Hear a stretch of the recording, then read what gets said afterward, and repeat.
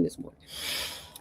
As we continue, we need to know that those who came before us to make our way possible, they are still here with us in spirit. And once we learn how to connect to that spirit, life gets a little easier. And I know that might sound a little cuckoo to you, but it is what it is. So, this picture that you see on the wall behind me, Leanita McClain, that is an American journalist. And just let me share a little bit about her. And she's been gone for some time, but I think it's important that we share the information because these young people don't know.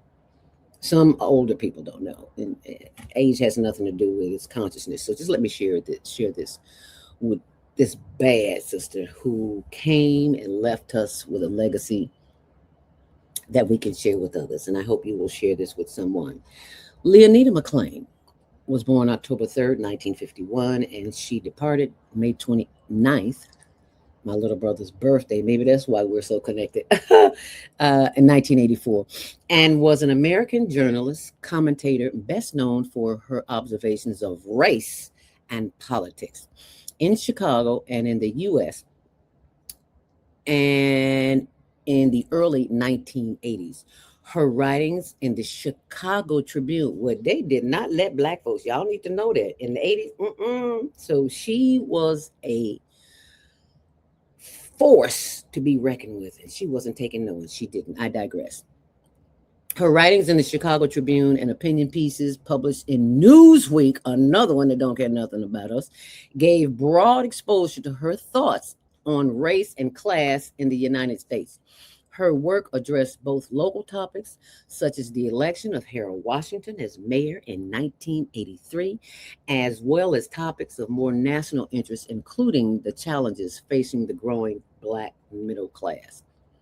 Now, many of us who came here from the South, this is not in her bio, I'm just sharing this information with you, didn't always grow up with a silver spoon in their mouth. And right here is proof of it in their life and career, which says McClain was born in Chicago in 1951 and grew up in the Ida B. Wells housing projects. Yes. And she graduated from Chicago State University and the Medill School of Journalism. Upon graduating, McClain joined the staff in the Chicago Tribune in 1973. I was still in high school, and the editorial board in 1983. In fact, McClain was the first African American to serve the Chicago Tribune's editorial board. Did you hear that? The first, and the youngest at age 32. In 1984, Glamour magazine named McClain one of the top 10 career women in the United States of America. She was married briefly to fellow journalist Clarence Page, who's still here. And I have nothing to say about him. And I'm going to tell you why in a minute. Because if you don't have anything good to say about anybody, don't say anything. So I'm just going to read what's here. A posthumous collection of her essays, edited by Clarence Page, was published in 1986.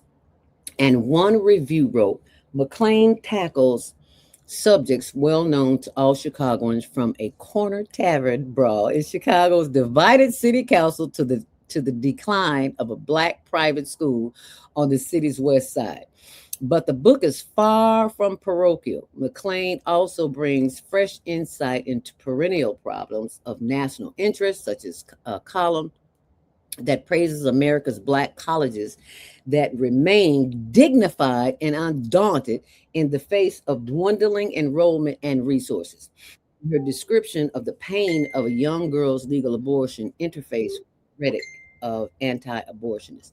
And Laura Washington, another Chicago journalist, who is still here, by the way, wrote this. And she says McClain suffered from depression through much of her life and died by suicide in Chicago in 1984. Now, there are rumors